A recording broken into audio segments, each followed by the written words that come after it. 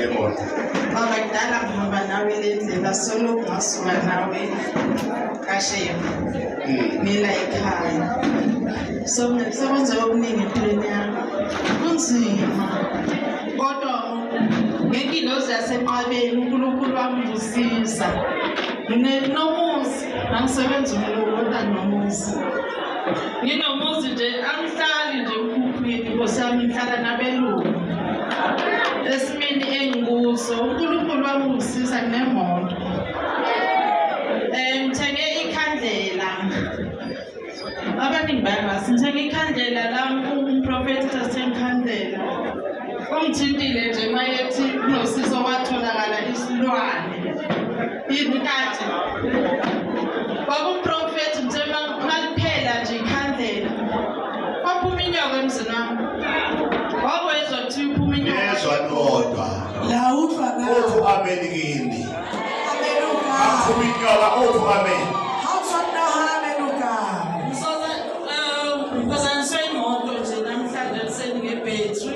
Ngizosana ibuzela siyibonile isihlubile ibuzela ishithele esihlahleni. Enkulu inyoka. Egoli.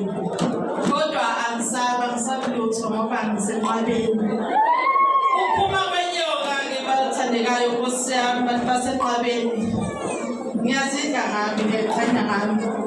Umntana uphuma kwenyoka uthola ischolarship sase-American School. Yayizwa indaba. Ayuthatha. Maphuma inyoka wathola ini? Hawusona hospital. Uthole ischolarship umfundisi. Bebeyobhala nje Friday. Cela ukhulekise baba ngilindele ama-results. So uhambile umntana wami khona obhala yonke interview. Wabhala i-test ngilindele ama-results umntana wami ebakwisimo esinzima. Engikuso kodwa uNkulunkulu wathi ngasisibusise. Wathi umntana wami uzowela. Ku-American School usemathubeni amaningi.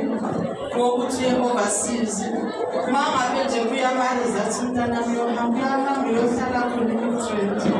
Uyotrainwa khona until aze epheshini. Ukhona njengamanje. Awukhona siyabonga. Akubusisa uNkulunkulu. Muhammad Nkosi.